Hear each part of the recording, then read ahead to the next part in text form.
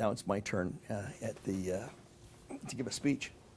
And I figured, well, might as well let her rip and go, get everything out. So I got up and I think I gave the best speech I ever gave. And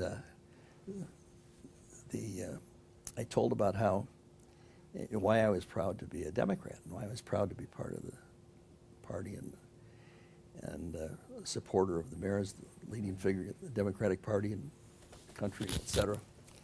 And I said, because it isn't because of person, it's because of values. And I said, I remember my father coming home in 1948 from Philadelphia, from that convention. And I remember him talking about how the Southerners, Strom Thurmond and those guys, the Dixiecrats, were trying to blackmail Truman and were going to take over the convention. And if they didn't get their way, they were going to walk out. Southerners. The Southerners, Right, yeah. yeah. And so I said, and I remember him telling my dad telling my mom about his friend who had grabbed the stanchion of the Illinois stanchion, and who had led our delegation, led the Illinois delegation in a march, and rallied the floor in a march behind Truman.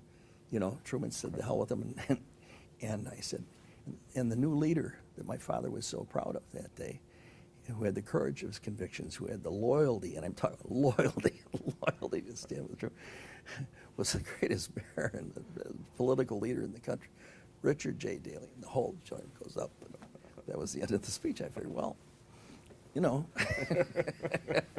the best I can do, so let's see what happens. So we went upstairs. You have a suite, and he's over in his suite. And, he's over in his office, and so time's going on and going on. And so I said to Marge, "We're history." She said, "Well, how do you know?" I said, "We would have been over there very quickly if it was yes. If I changed it, we would have been there already. Whatever they're doing, they're setting up whatever they're doing." So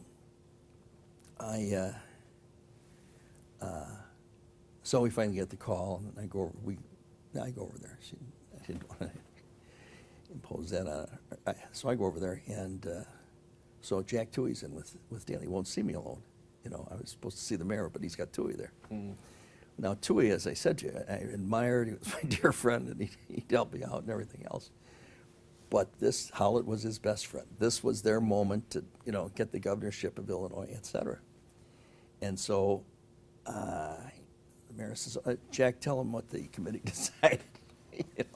So You tell him. So, yeah, you tell him. So he said, "Well, and he had the governorship, and it's important, and you're done a great job as lieutenant governor, and you and Mike together as a team, da-da-da-da-da." And I said, "Well," so he finished, and I said, "Well, I had told you, Mr. Mayor, that I wanted to run for governor," and he said, "Well, this is lieutenant governor. You're 30, what was I, 35 by that time? I was 32 to 36 then. That was the term. Maybe I was 36. He said, "You're young, you got the whole thing in front of you, and you run again," and I was also chairman of the Lieutenant Governor's Conference. I was elected that by the other lieutenant governor. So, so that ended that conversation pretty quickly. I said, "I only want one thing." Oh, and he brought Dixon in. And so they repeated it with Dixon there. I said, "I only want one thing." And he said, "What's that?" I said, "The people that supported me, Alan, I don't want anything to happen to them. I want you to treat them as though they were your supporters, and that there's nothing negative that comes out of this activity." He said, if that's part of the arrangement, Mr. Mayor, then I'm for the arrangement."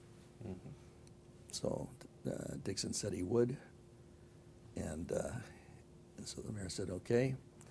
So then we got the great joy of going back to the room where everybody in the joint expected me to be the candidate for governor, because they still didn't know, and announcing Dixon as the candidate for governor, Howlett for governor and me for lieutenant governor, and they thought I was going to be Secretary of State, and Dixon for Secretary of State.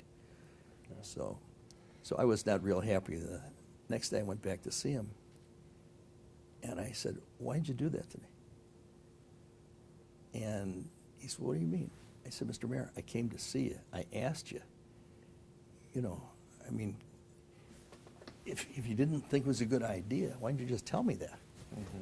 You know, he said, "Listen, I've already gotten it from Sis. She's furious at me because she liked me a lot. You know, I already got it from her. Don't go through." He said, you never go in the room if you don't know where the cards are." Yeah. And I said, "Well, that's good advice, Mr. Mayor. I guess I thought I knew the dealer." And that was the end of the conversation. So, I could raise one more Sure, point go ahead. about your term as lieutenant governor. Is Yeah. the tremendous legislative agenda. Am I right in remembering that you also had a tremendous outreach to the Hispanic community? that's right. In those years, which was something very new. Yeah. Well, that started actually, it started back in the mayor's office. Whoops. Oops. I don't know if Should we stop, Haley? I think I dropped your. It's fine. Oh, it's it's still okay. working. All right, It's still fine. working. That started in the mayor's office.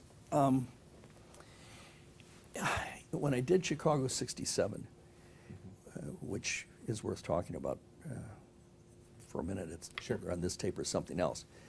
But one of the things that I did was there's no Hispanic elected officials anyplace in the state of Illinois that I knew of. I guess maybe an isolated one in Rock Island and maybe one in Lake County or something like that. But I knew there was none in Chicago and none in Cook County. And I thought to myself, my Lord, this is crazy, you know. And so in any event, I put a couple of the offices together, the Hispanic offices, and there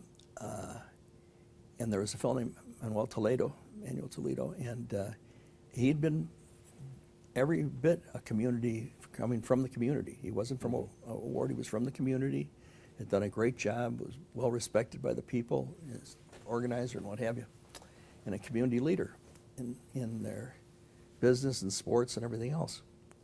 And so I had taken French, so I didn't speak Spanish. So there was a couple of fellows that I had brought into the 67 thing that had a language school. So I went to class with them at 7 o'clock in the morning, and then Marge went at 4 o'clock in the afternoon. And the idea, Gary, was that at least that when we went into the community, when I was representing the mayor, you know, or went to an event, I could at least as a sign of respect speak enough Spanish decently to at least give a short talk and you know and have them know that we were really trying, you know. And then when I was, so my first appointment was Manuel. I made him the head of my office, and that was the highest. He was the highest ranking Hispanic in the history of the state at that point. And then a woman named Yvonne Rice, who had been an assistant to Paul, I made her the head of the Springfield office. I think made her in the government. She was the ranking African American. I'm pretty sure she was. Anyway, they were both wonderful, and then during the I went to Bob Abood, who had been in one of the guys that I had recruited in Chicago '67. He had become the chairman of First Chicago, and I got him to give me the 57th floor for an event that they underwrote, the bank underwrote, at the end of the Puerto Rican parade and the Mexican parade, each time. And I invited every leader that I think of, from the Mexican American, the Puerto Rican, the Cuban, and the South and Central American. Those were the four elements of the Hispanic community. And in bad Spanish, I tried to address them and basically say that take a look out those windows, because it's there. And the history and the tradition and the arts and the culture that you come from is a contribution, as well as your hard work, to the city and the state that we need and would be welcome, but you've got to bring yourselves together. And it doesn't do, the fighting one group between the other is what's keeping you from those other things being recognized. And I do that in bad Spanish, so it wasn't a long speech. And it was, there were always elegant receptions, and you remember those windows went around, Right. the best view of the city. In the old First National Bank building. Yeah. Yeah, old, it's still there, but it has a new name now. Yeah. Right. J.P. Morgan Chase, yeah. And then when I was out of office, then I continued to do that for the bank. Mm-hmm. And then when I was Attorney General, I did it again. So, we tried to, stay involved with the community a long period of time. And then the worst defeat I ever got was I tried to put the first Hispanic on the ticket, to cure that problem, not having elected officials. Right. And it was Manuel Toledo, because he was obviously the one that had been, the lead person for a variety of different things. So, in any event, and I had also suggested to the mayor that he open up slate making and allow the press in, because I said nothing's going on in here that they don't know about anyway. So why keep it a secret? So he did. So I'm up on the stage with him, and I'm, in theory, the chairman of the thing. And he told me, I went to him about Manuel. He told me it was a good idea. And he said, okay, bring all the leaders in, and to the meeting, the slate making. And so I got them all. The whole place, it was in the Bismarck, in the big dining room they have over there. Right. Walnut room. Right. Right. I think it was Walnut room at the Bismarck.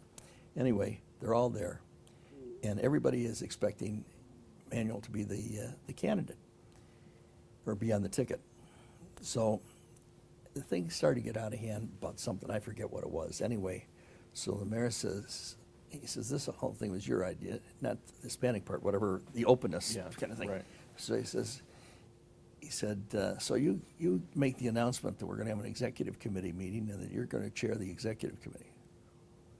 Oh, I said, well, okay. He said, might as well watch myself get hung in public.